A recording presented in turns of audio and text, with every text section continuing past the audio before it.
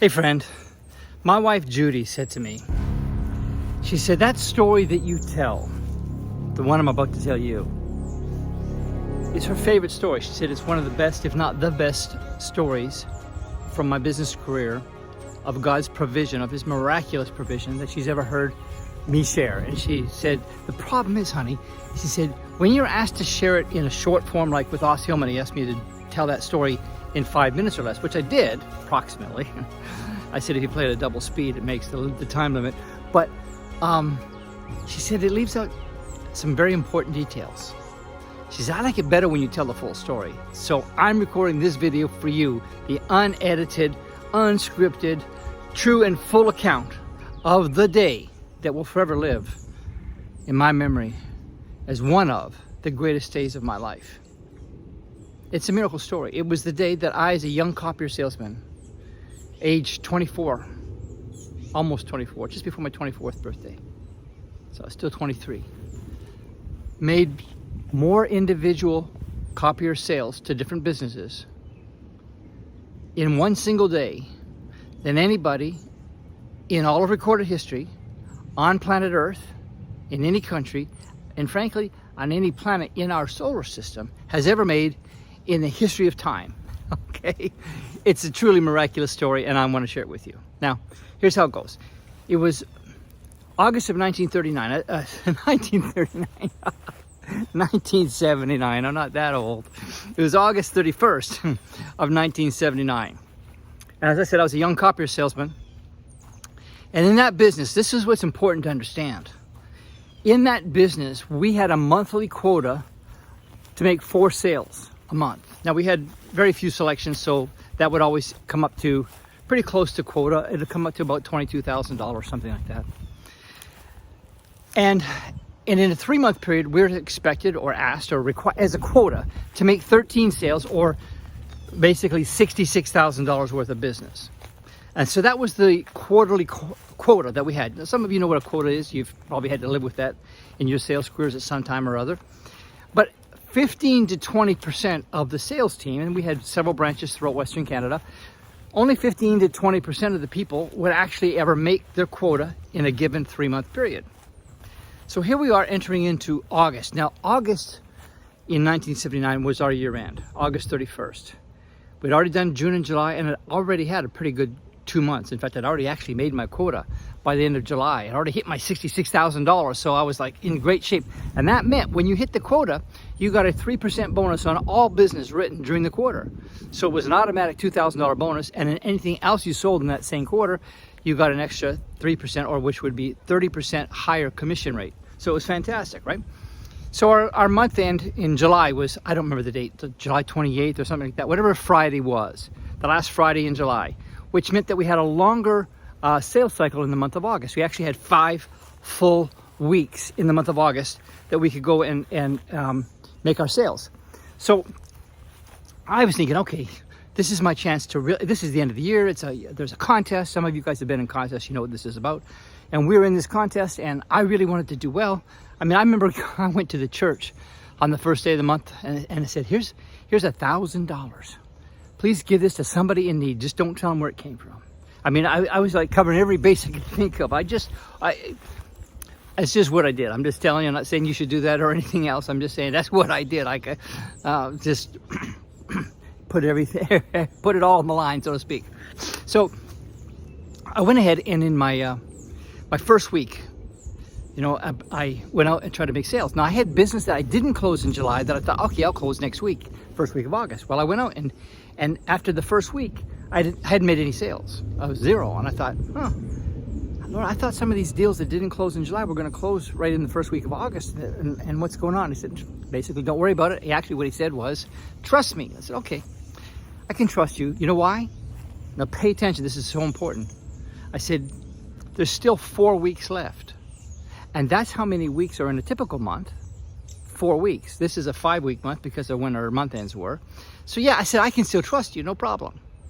But then after 2 weeks had come and gone, I hadn't made no sales. And I was like, that's almost like halfway through a month. I said, Lord, what's going on? I've been working really hard. I've been making my calls, and some of the people I thought were going to buy said no.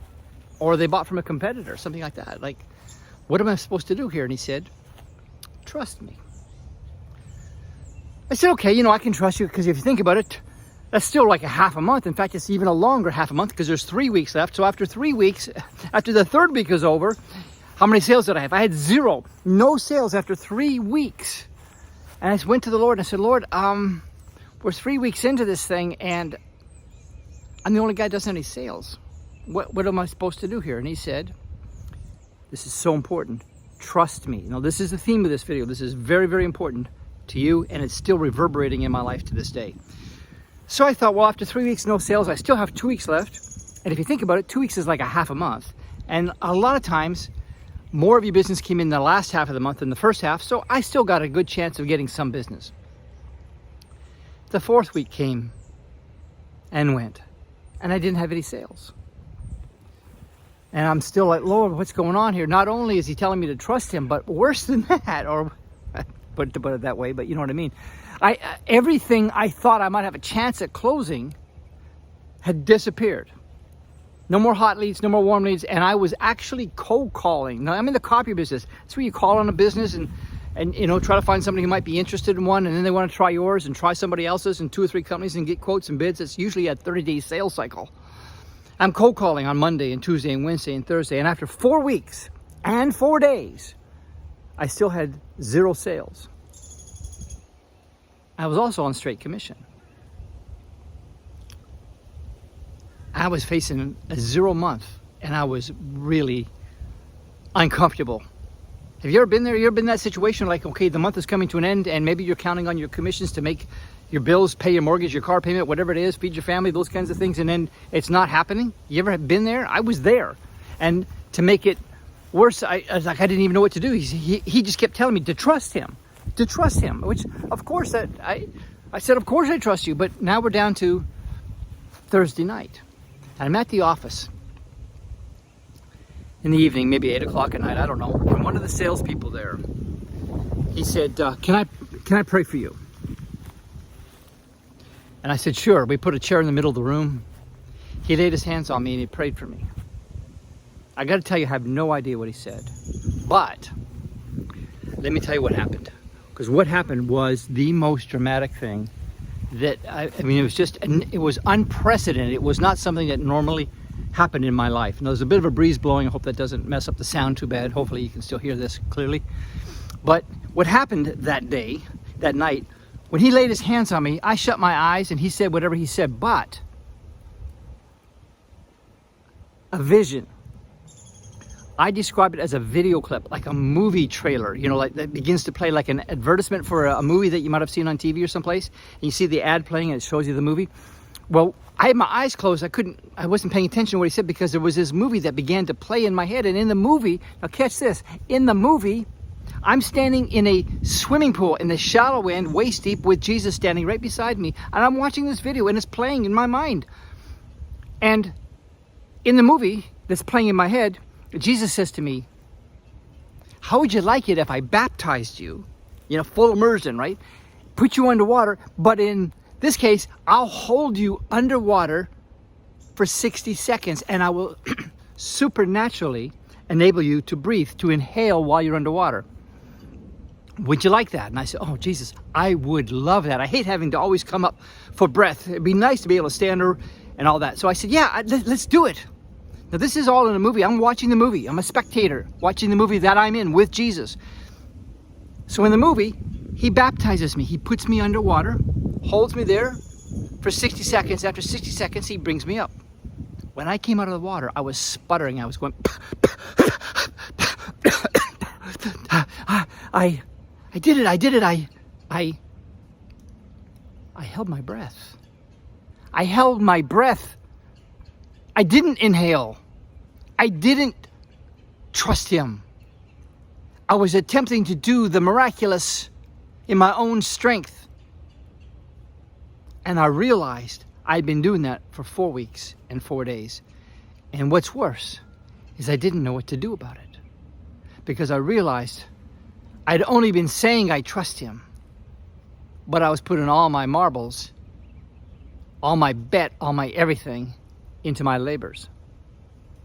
and I was coming up, not only short, I was coming up with nothing. So I didn't know what to do with that. So the next day, Friday, the last day of the month, I got 8 hours before the year is over for us, right? And I get up and I say, I don't have any leads. I don't have anything. Nobody's expecting me to call them, anything. And I got in my car, and it was my first or second call. I think it was my first call. If I'm not mistaken, it was the administrator for a church. And I went there, I don't know, we'll say it was 9 o'clock in the morning, something like that. I pulled into the parking lot, and he was loading up his car, getting ready to head out of town, because August 31st, as you can imagine, was the beginning of Labor Day weekend. It was a Friday. And so he said, what are you doing here? I didn't have an appointment. I hadn't talked to him in months. And I said something to the effect like, hey, we talked, 6 months ago, and I just thought maybe, or whatever I said, like that. And he looked at me and he said, well, you're lucky you caught me. I was just getting ready to head out for the weekend. Come on inside. We went inside, and he bought a copier. It was like, oh my gosh, the timing of that was amazing. I now wasn't going to have a 0 month. I was actually going to earn some money and pay a little bit, right, of my bills. And then I went to the second guy, and he bought a copier. Now listen, to my knowledge, had never made 2 sales on the same day ever. You're going to make 4 sales in a month. Maybe 15 to 20% of the guys did that, the rest didn't, so you didn't usually get 2 sales in the same day, but I had 2 sales in the same day, and I kept going. And the third guy I talked to bought a copier. And then, catch this, the fourth person I went to, before lunch actually, but it was the fourth person I went to in a row. I think it was a lawyer. And he looked at me and said, what are you doing here? Because we hadn't talked in months. And I said, well, several months ago we talked about blah, blah, blah. He said, you know what? You're lucky you caught me. I was just going to tidy up and head out early today. It's a long weekend and I was going to be gone. But yeah, okay, I'll buy your copier. He bought it.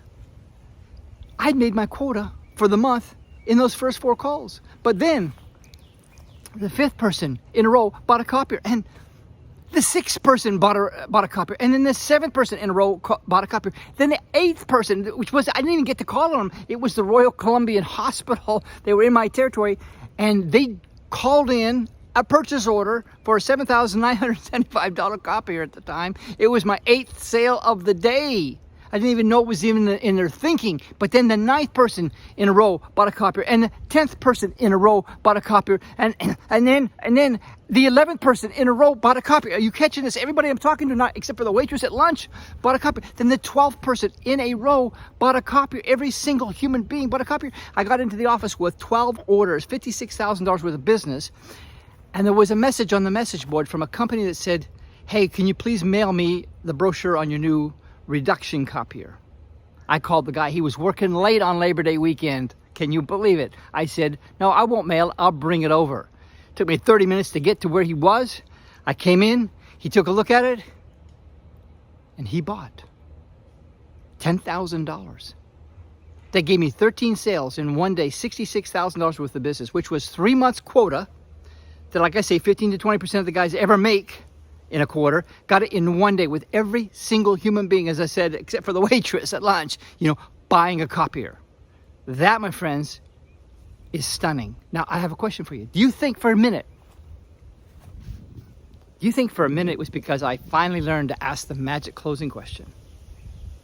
Like, make some kind of fantastic offer. Had nothing to do with that.